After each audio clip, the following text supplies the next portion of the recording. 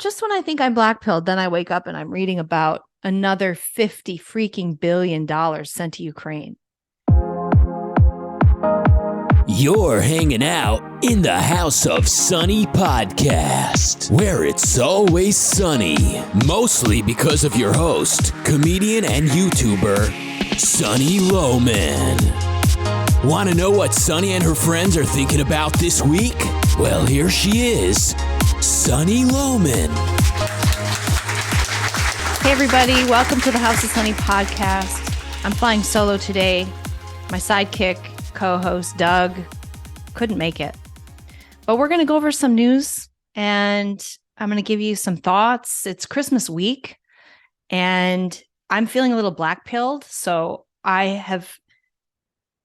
I'm going to use this podcast to unblack-pill myself. So hopefully, if you're out there feeling kind of down in the dumps and like the barrage of news it can be so depressing. I mean, we're going through such a weird time in the history of the earth. And I think we have to think of it that way. We have to step back and really try to have a very big historical perspective of what we are dealing with, because we are in the chaos, right? If you listen to Jordan Peterson, he talks about chaos versus order.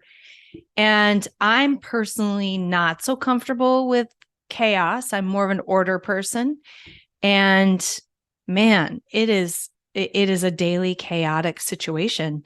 And I kind of feel like the news buffets us around in that way. Like, it's part of it. It's just the news is so every day, it's like whack-a-mole. There's a new outrage, a new horrible thing we discover, a new detail, a new guy goes into a woman's bathroom and assaults somebody. Like, there's just like, and we have access to literally everything. I know when someone's attacked in a bathroom in bumfuck Ohio. I don't want to know about that. I'd rather focus on where I live and the people in my community. I really think it's important to not get the news from every freaking corner of the United States.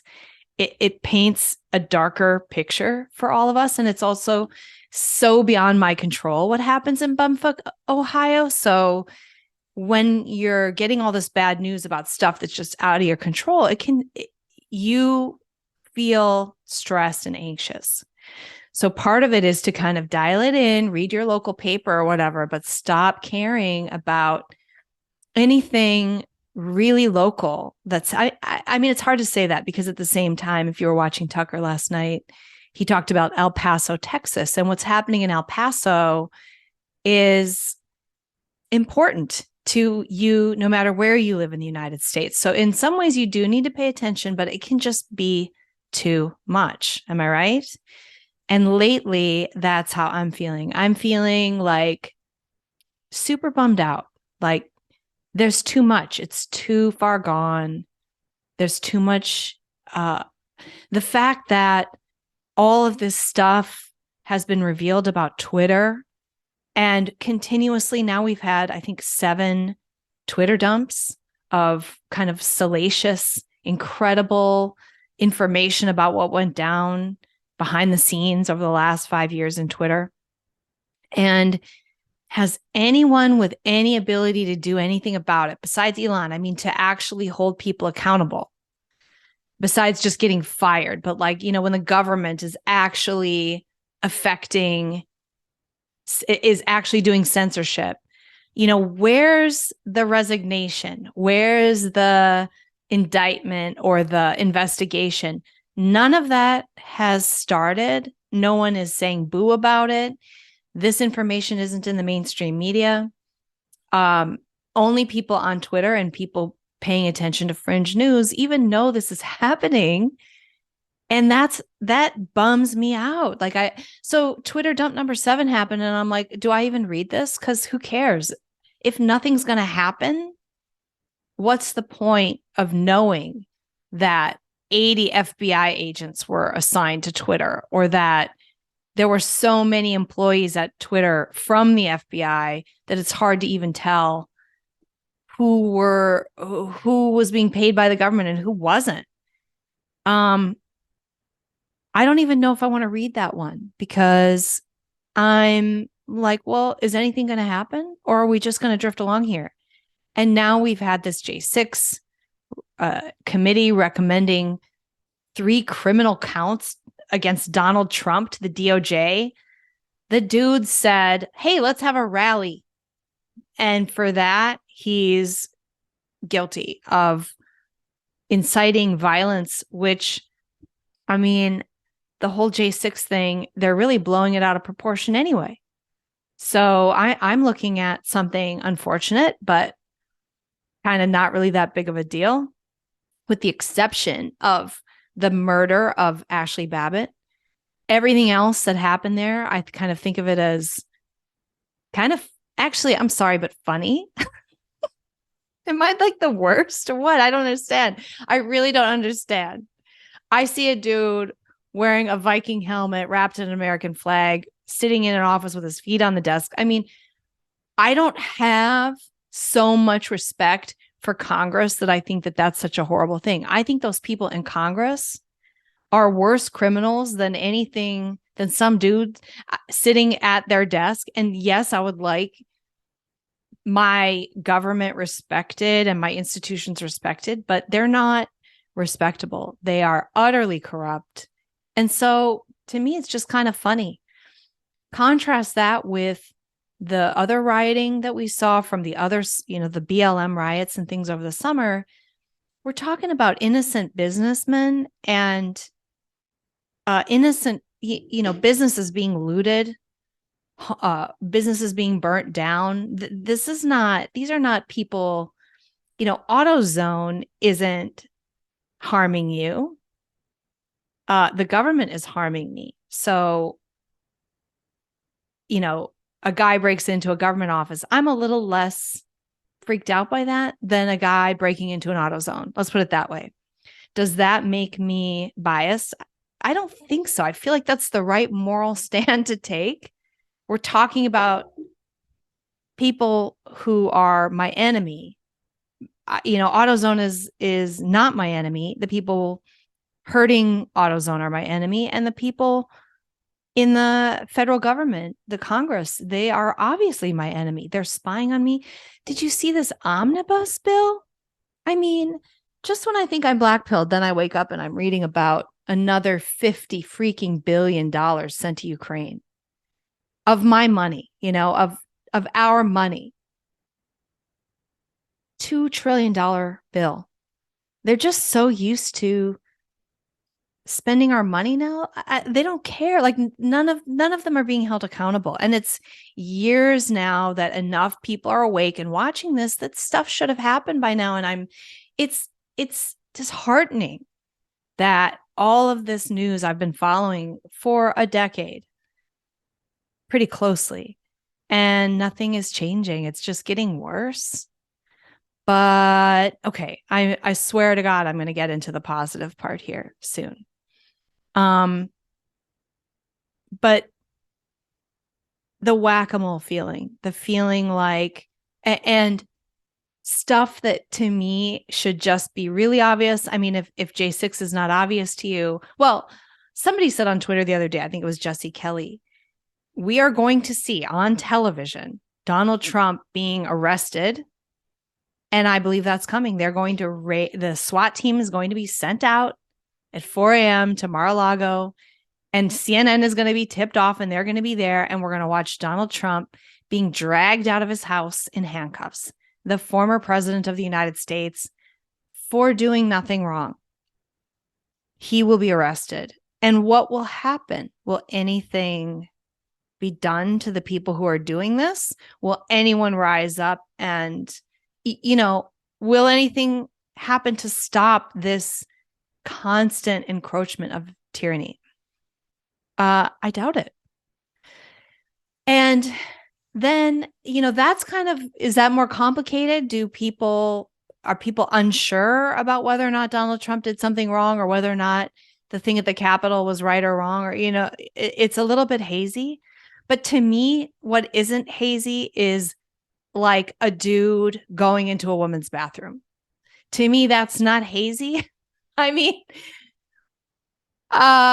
if you think, why do I even have to explain that men should not be allowed in women's spaces where they are vulnerable and alone and naked?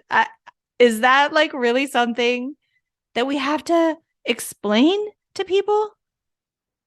And when I see, this Dylan guy talking about girlhood, and people are like, oh, that he has followers and people who support him, and you go girl, you're so brave. And I'm thinking, this guy is a predator. He's an emotional abuser. He hates women. He's got some mommy issues. I don't know if he's even truly trans. I don't know his deal. I don't care.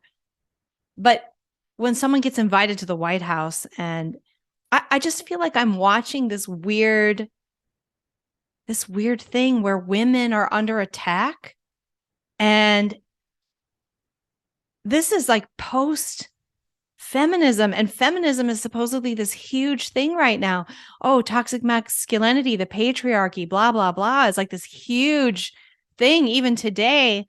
And those same people are like, hey, dudes with beards who hate women and obviously have women issues, come into our spaces where we get naked, no problem.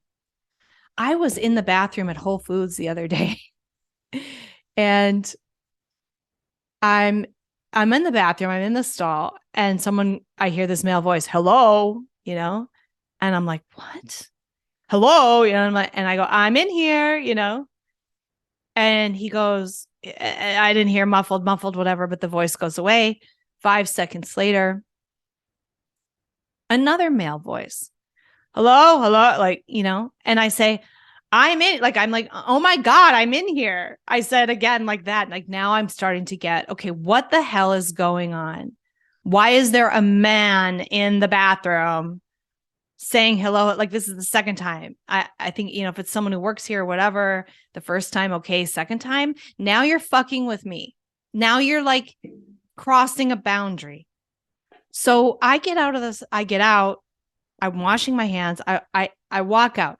There's two dudes standing right outside the bathroom door, employees of Whole Foods, massive guys, big fucking guys. And they're standing there and they say, we just need to fix the toilet, they say to me, or we need to repair something.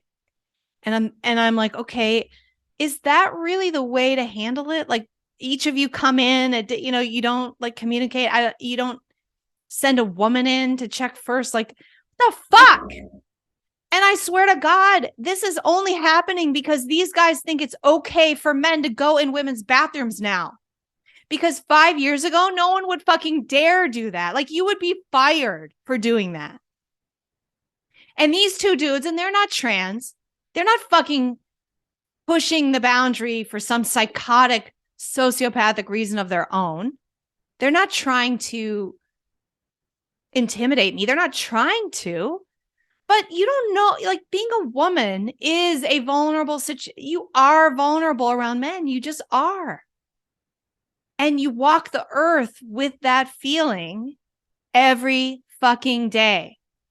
And so, men, and it used to be well understood, you don't fuck around with that feeling of vulnerability. You protect women. And you protect them by staying out of their spaces without, like, permission. So this used to be just normal understanding. And now today, these two ginormous male maintenance guys don't feel like they have any boundaries at all when it comes to a woman's bathroom, because they're probably seeing men going in and out of there all the freaking time. And no one could do anything about it, and nobody cares. And my daughter goes to school. She's 8. She goes to school, and they're telling her how shitty white people are. And that's okay.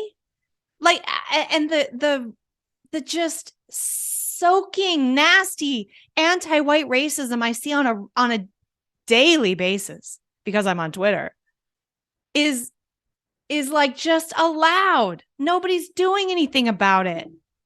I don't even know what I mean when I say nobody's doing anything about it, because a lot of us out here are bitching about it. I don't know what I would do about it. I've talked to the school about it. And I probably am going to need to talk to them again and again and again about it to make sure they're not screwing up, because for some reason they don't even freaking know they're doing it when they're doing it. With their stupid Thanksgiving video about how nasty the Pilgrims are and how fucking awesome the Indians are. Like, there's no balance there. I live in California. I am surrounded by, I think, people who are kind of down, people who are not happy people, they don't have that American spirit. They don't have that joyful self-responsibility, independence. They're sad. I think it's been a tough year for a lot of people. So maybe this is everywhere. You can let me know in the comments what you see. Is it everywhere? I don't know. I've had a tough year, a lot of loss in my family. Forget about my health issues. I mean, I've had that ongoing too, but that's nothing new for me. That's year over year over year. And that is difficult for me. And I would say that I probably walk around not the most cheerful person due to that kind of stuff, where I'm naturally sort of a cheerful person. So I'm not saying I'm like this perfect example of psychological health. And then this year I've had, I think due to certain medications that certain people took, if you know what I'm saying, I've had some loss in my family. There might've been loss anyway. It's hard to say. There's some illness, things like that. People died, people are sick. It's been a tough year. I've also seen people in my family getting really mad at each other, and there are more splits in my family than ever. I don't know if you're seeing this too. I've had weird things happen with friends this year, just like where you're seeing kind of over the top anger. I think everybody is suffering from all of this chaos and all of this bad news and all of this COVID stuff and the impact of that and the economy and the sucking sounds of trillions of dollars being sucked out of our pockets year over year over year right now by totally unaccountable leaders. It gets you down, right? It's hard to see you don't see the future. You don't know how this is going to end. Are we just going to spiral down into a Soviet style tyranny where our neighbors rat out on neighbors and we're walking on eggshells and our kids are, maybe there's a white genocide and no one can do anything about that. And I have a white child, so I'm concerned about that. It's crazy to be concerned about that. But if things continue on this path, I'm going to have to move to a white nation like fucking Croatia or Hungary or even Russia, because better to live under tyranny than be dead, right? So that is, listen, my special talent is projecting things into the future. And we are headed in that direction. It is not hyperbole to say that. When you see the amount of hatred and Black people are being taught, they are deeply, deeply integrating that everything that goes bad in their life is because of a white person. It's because of whiteness and white people. Everything that's bad, all of their family problems and dysfunction is because of me, and my child, my white child, and my ancestors. I know that sounds nuts, but that is literally what they're taught. That's what they've integrated. And if you believe that you are going to be so mad, you are going to, of course, I mean, in some ways, people on the other political side are being indoctrinated in the same way and seeing people of other races that aren't white as the problem, or a danger. And I think they are a danger. But the question is, what do you do about it? Do you blame the individuals, or what do we do? we don't want to, I don't want to separate by race. Like, how stupid. But if I have to save my child to do it 20 years from now, heck yeah, I'll be the first one out of this country. If I'm replaced, if, we become a majority, non-white country. I mean, let's just watch and see what happens in Europe, because that's what's happening over there is, they're going to go first, where they will be majority non-white, and we'll see what happens. That will be our fate. And it's not because people of different races are so bad. It's because the philosophy behind everything is pitting us against each other racially, and especially the anti-white, whites being the only race that are allowed to be criticized now. So we're the scapegoat, and that's not a good place to be, everybody, but we're still in the majority. So we're safe for now, I guess, even though we're not getting the same opportunities. Our kids are being made to feel bad about themselves and guilty. I have an older stepson who was put through that. And I think that he's white, and I think he suffers from that, emotionally and intellectually.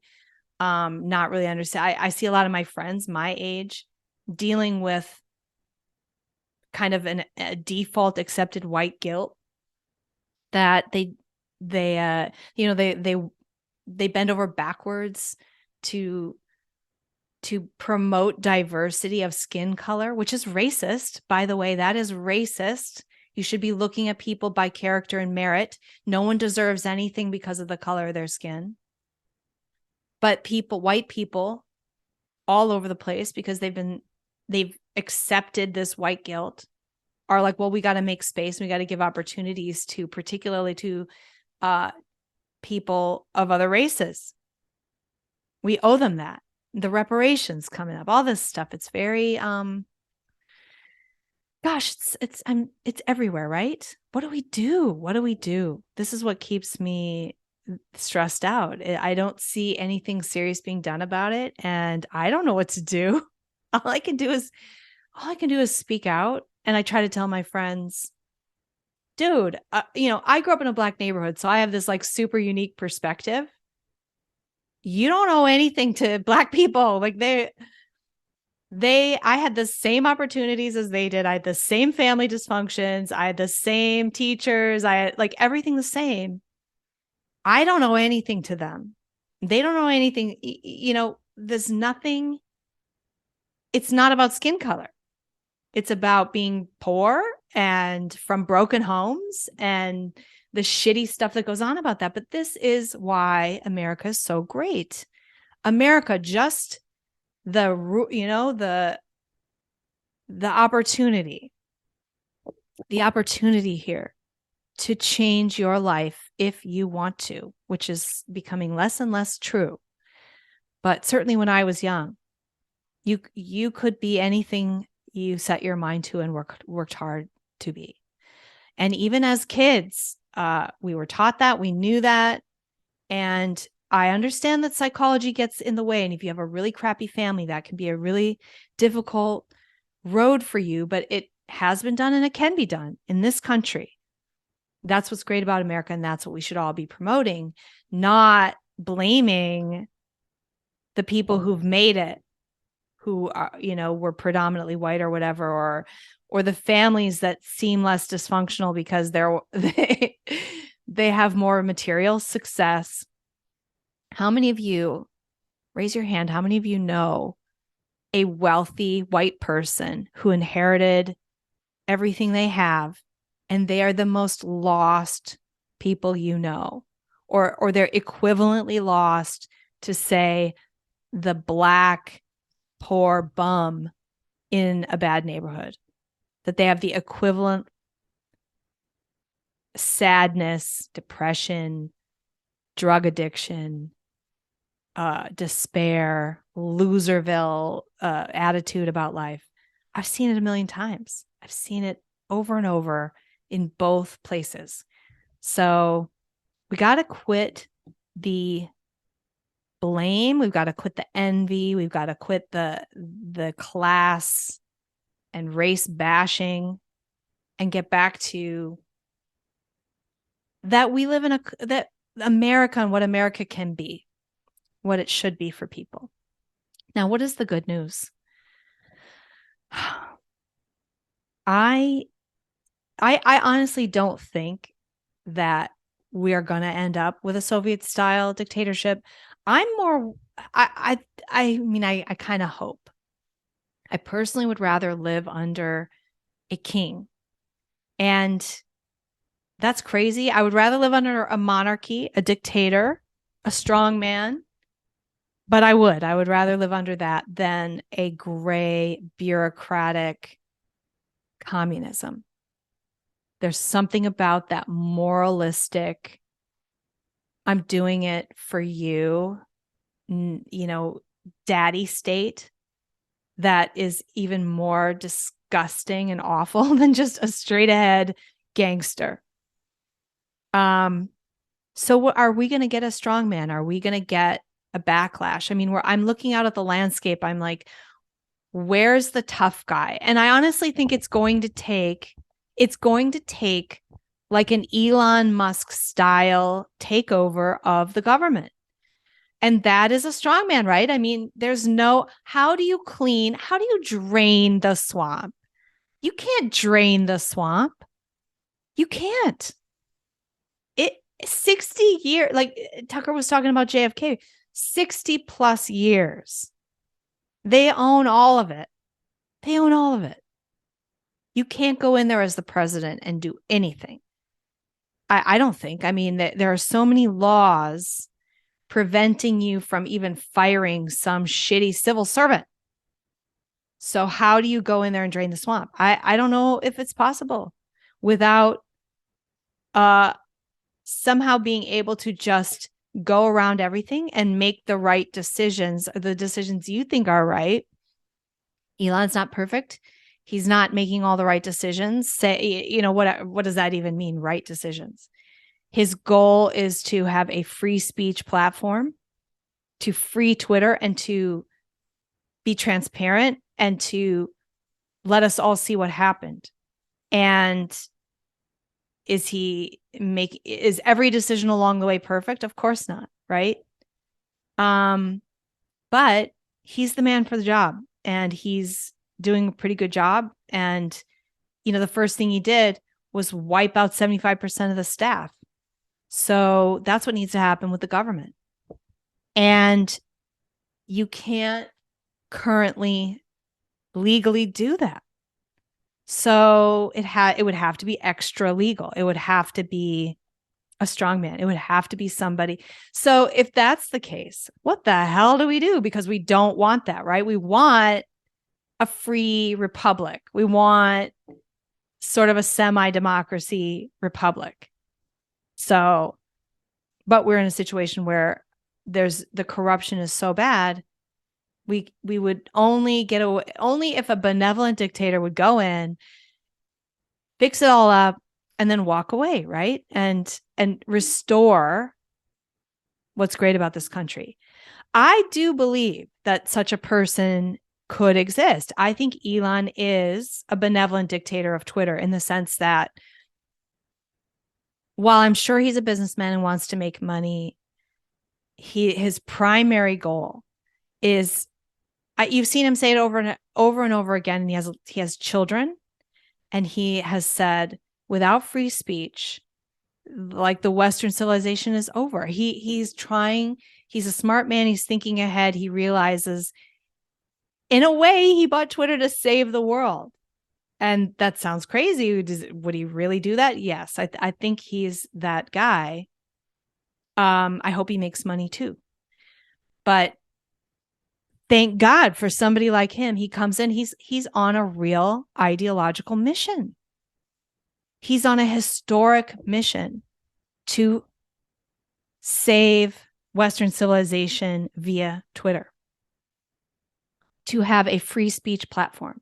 One, so people can actually share ideas, talk about politics, share news, medical stuff, all of to go against the state. The one platform that will go against the state, stand against the state. And that's it. And it's because of him. So could a man like that take over the federal government and fire 75% of the people, close 90% of the offices, and run our country? I mean, 95% of it could go tomorrow and we would be okay. We would be okay because we don't need it.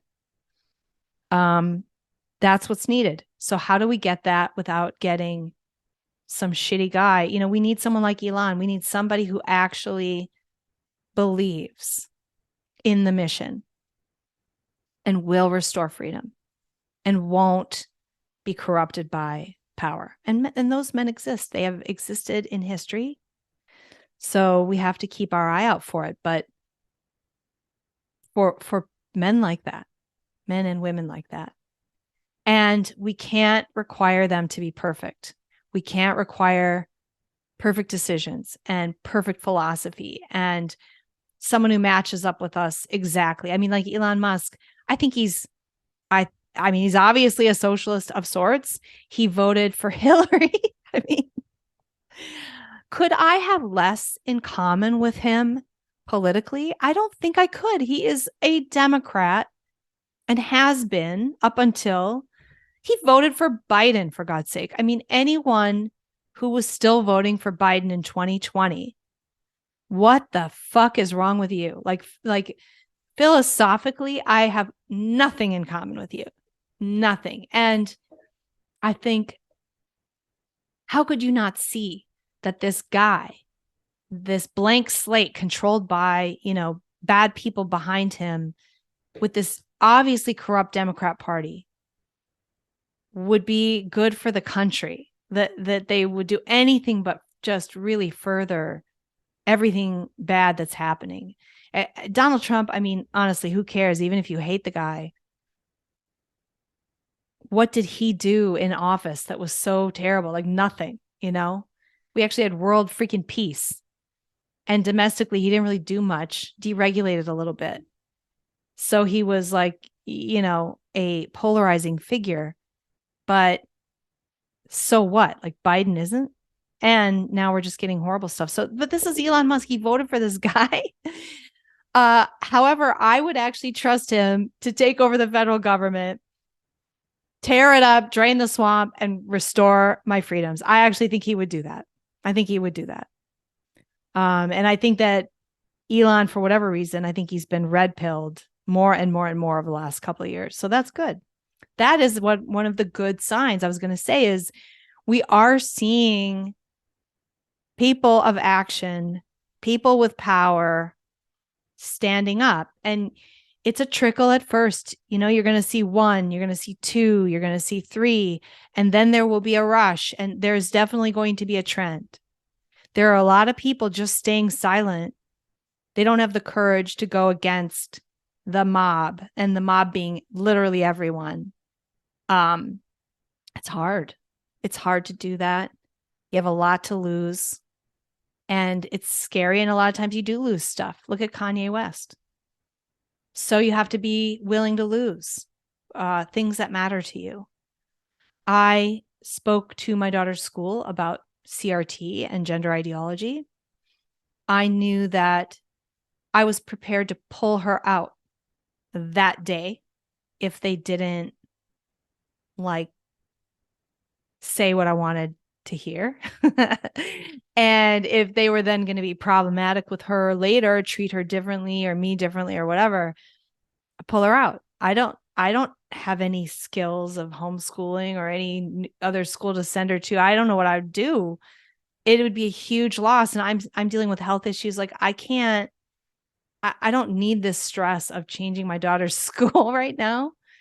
But I was willing to take that hit in order to speak out and in order to not just send her to school every day to be brainwashed. So I got them to actually review just by asking, are you going to do Is CRT a part of your curriculum? Are you going to be talking to my daughter about pronouns and gender ideology? What is your policy? What is your position? And at first, they didn't have an answer. They gave me some freaking bullshit about diversity and inclusion, which was not satisfactory. And then I had scheduled a meeting. And by the time I went into that scheduled meeting, they had obviously talked behind the scenes and come up with a policy. And the policy was, no, we won't be doing that. So I got them to talk about it and have to take a stand. And they took a stand. Now, whether or not they're actually doing that, I got to keep my eye on them, but at least before that, they hadn't even really thought about it. They were doing everything by default. So it's really important to speak out, but we need people like that at a big level, like Elon Musk and Kanye West. And let's set aside the Jewish thing for now. But Kanye West coming out and saying it's all corrupt, the Balenciaga, whatever, and I know that a lot of my listeners are objectivists and you're atheists. I'm an atheist. But I think that Christianity provides a moral center for a lot of people that is really missing. The incredible corruption and degeneracy going on with people in this culture. Something we're either going to, I don't think it's going to be Christianity. I don't really know, but this woke moralizing, this is a result of not having a religion. Some people obviously epistemologically need that, and they're being sucked into this woke cult. So that's a problem. Can Christianity fix that? I don't know, but I would rather there be, a lot of Christians in the society than a lot of woke religious people. Because Christians, Kanye West is pushing Christianity pretty heavy. And it's already the case that in Black culture, people are more religious, more Christian. So can he move Black culture away from gangster, whores, stripping, all this like degeneracy, this like these are things that affect people's self-esteem and whether or not they have a good life. These are immoral things that are celebrated by Black culture and hip hop culture. Cardi B, I mean, she's a freaking stripper. And even legit talented people, women, dress like strippers. That's like the whole thing in Hollywood is and that's being led by this hip hop culture. It's cool to look like a stripper. So freaking weird. I want to see a little more modesty. I don't think of myself as a prude, but I'd like to see people have personal freaking dignity. I don't care if there are strippers in the world, and I don't care if people like Cardi B exist, but it would be nice if, a pop star could exist without having to be a stripper. Like, could there be a pop star who has a little more personal dignity than Cardi B? Because where did those people go? And that's what I'm hoping Kanye helps bring back culturally. And I think the thing about Kanye is I think he's a weather vane. I think he's a guy who really gets the winds of the culture, and he's always out front. And so there's a good thing and a bad thing about that. The good thing is I believe that a return to personal dignity, Christian values, the positive ones, the ones about being good, not stealing, not lying, not, being married, having children, raising kids, being actively a part of family life, all of this stuff. These are, Christian values. They're not just Christian values, but they are explicit Christian values. And he is promoting that. And I think not just is he promoting it, I think he sees that this is where we are going. There must be a backlash. What is happening is too freaking depressing. It is too valueless. It is too disgusting and gross the effects of it psychologically are too immediate and obvious, with all these people on SSRIs and all these kids killing themselves and all this, like, I mean, all the trends that young people are miserable. And I talk to young women a lot, and they are miserable. They're anxious and scared, and they're stressed out. They have trouble finding real men. They are sickened by their own promiscuity, and they are looking for different answers. I think Kanye sees this. So hopefully he's right about that, but wrong about loving Hitler. I hope that's not a trend. I'm not sure what the deal is with that. I'm not sure what he's doing. I do agree, though, that what we need to hate is not Hitler, but tyranny. It's not about Hitler. Hitler wasn't special. There have been a lot of tyrants, and they all suck. And we should just, the setup of being under a tyranny sucks. We've moved beyond that. As a people, we know better. Let's not go there. We're there. We are there. What am I saying? We need to get back to what we know, which is freedom works, man. Freedom and personal responsibility work. They work to create health and happiness.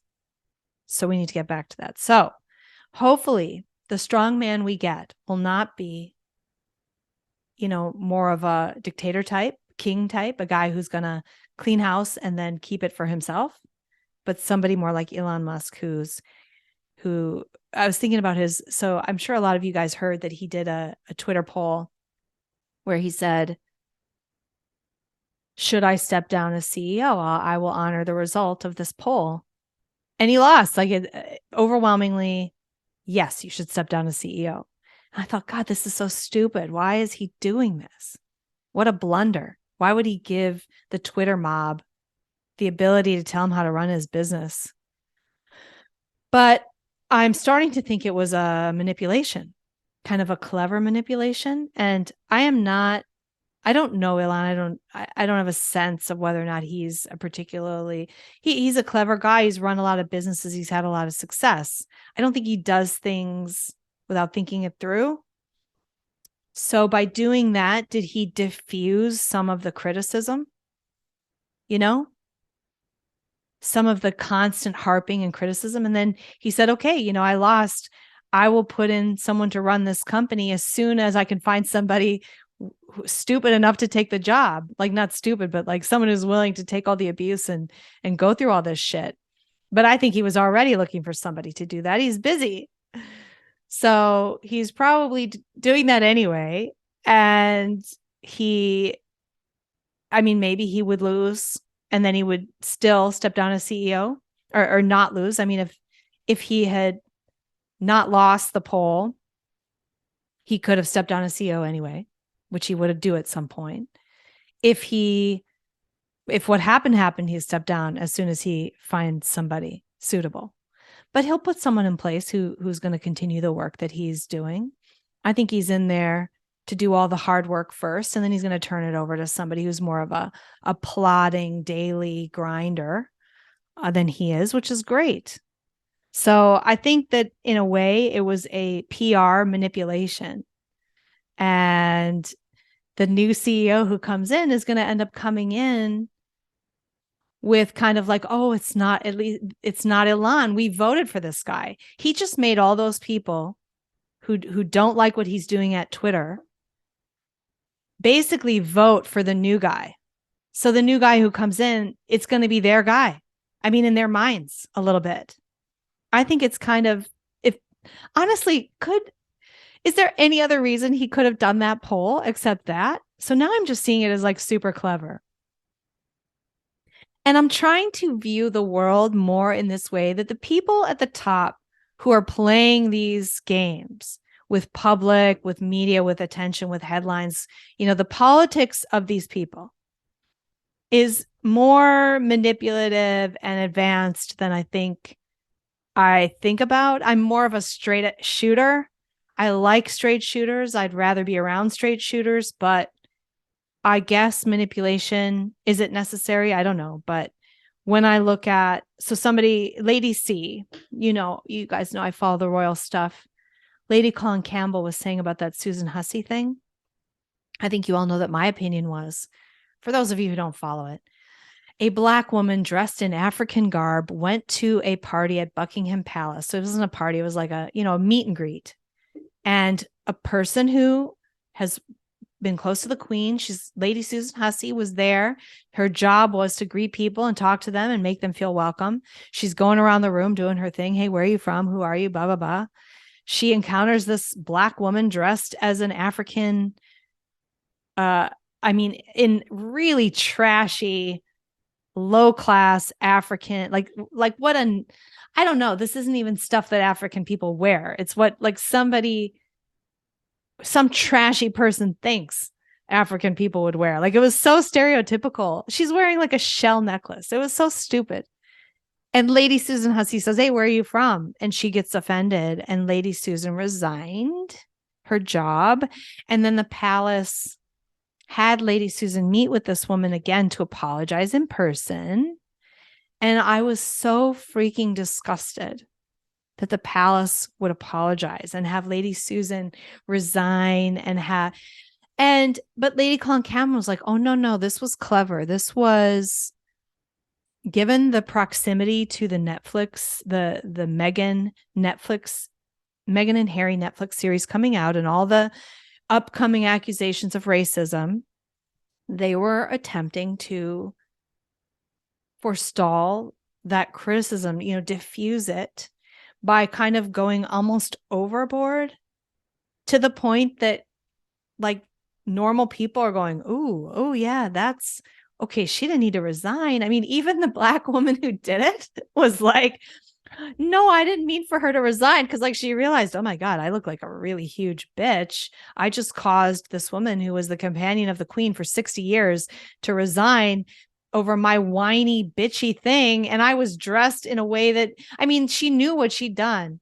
They just made her look like a fool.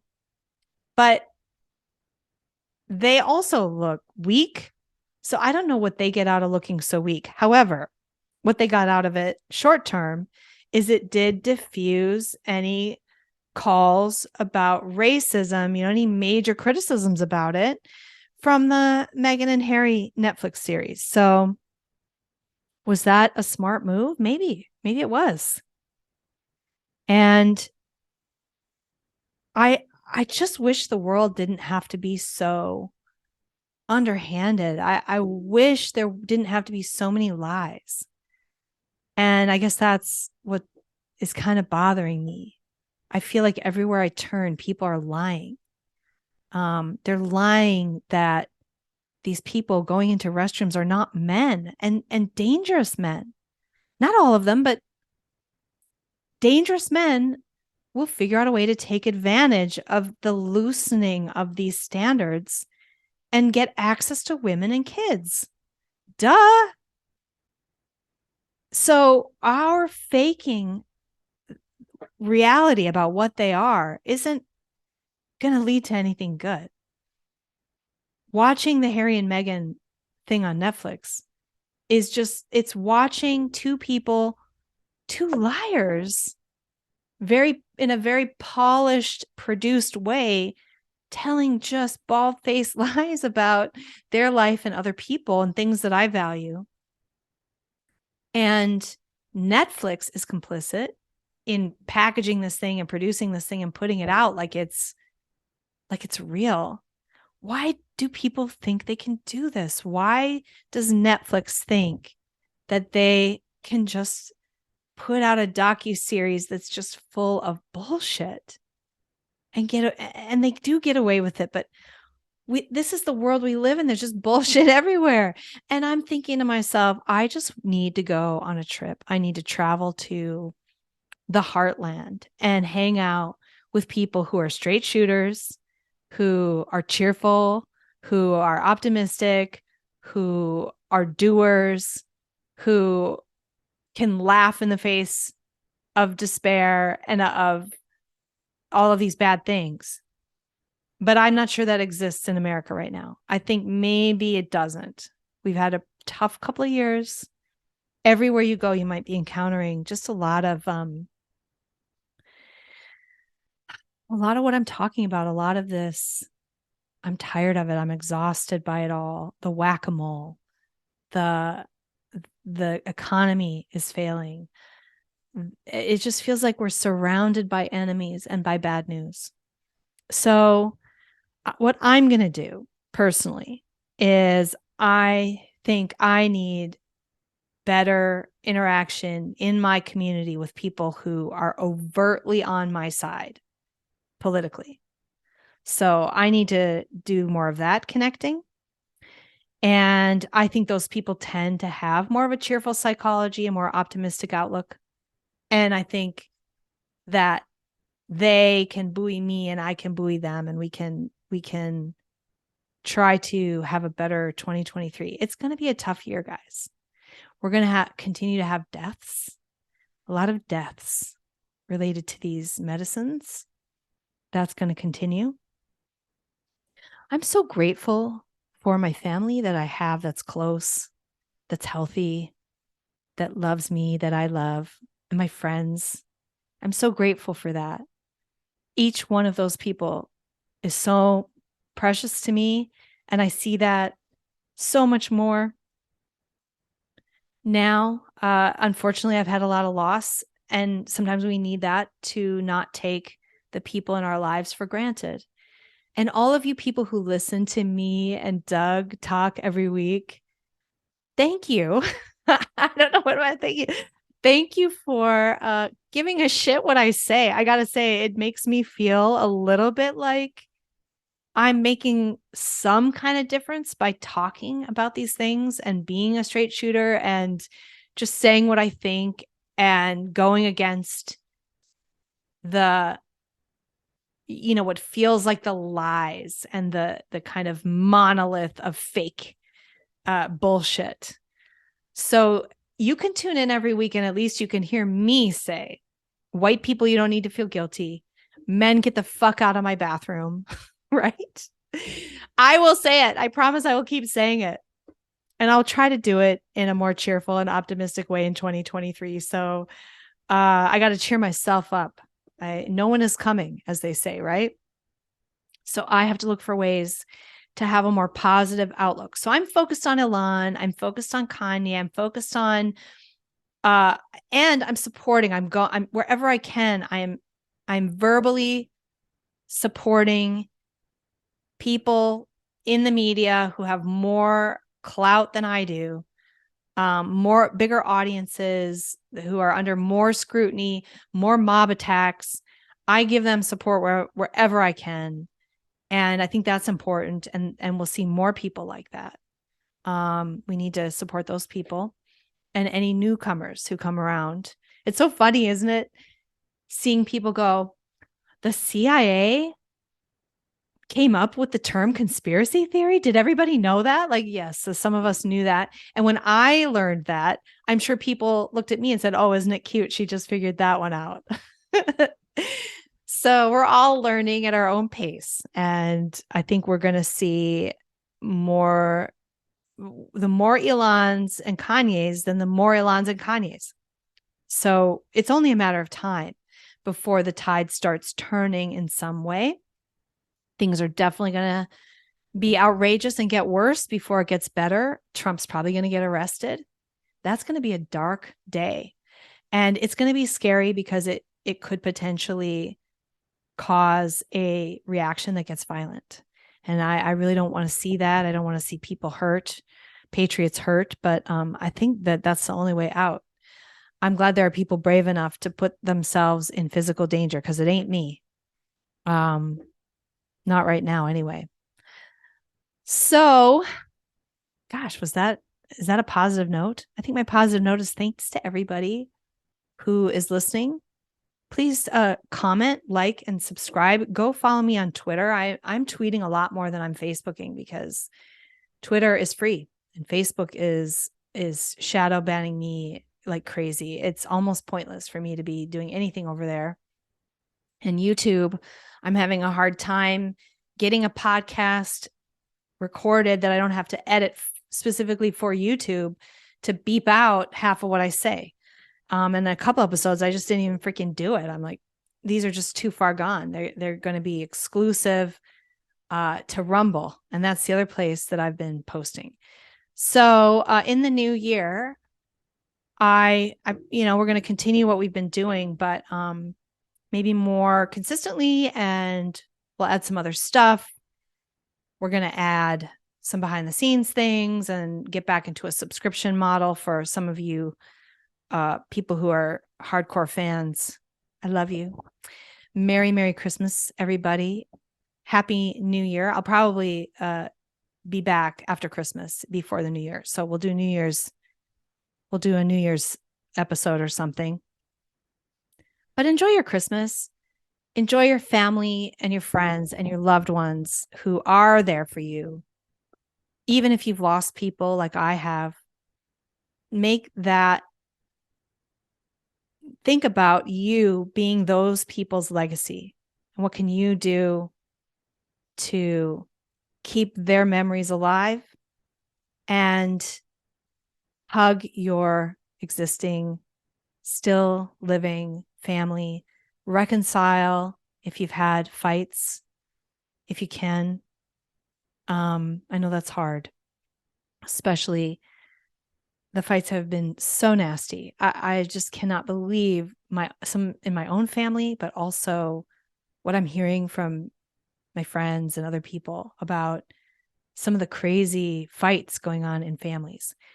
It's a tough time. Let's get a historical perspective. We're going through the chaos. We're in the midst of massive transition and change in society. And it's going to hurt. It's going to be tough. So find ways to stay grounded and to have order in this chaos, and to laugh and love and hug. And we'll get through it. And we'll come out the other side free. Thanks for listening, everybody. And we'll talk to you next week. There is a house called the House of Sunny. It's filled with satire and fun. It's been the demise of bad ideas, and we'll know what's right when she's done. So download this free podcast now and give perspectives you may lack. It's concise and right and achieves world peace, guaranteed all your money back. Last time, ready?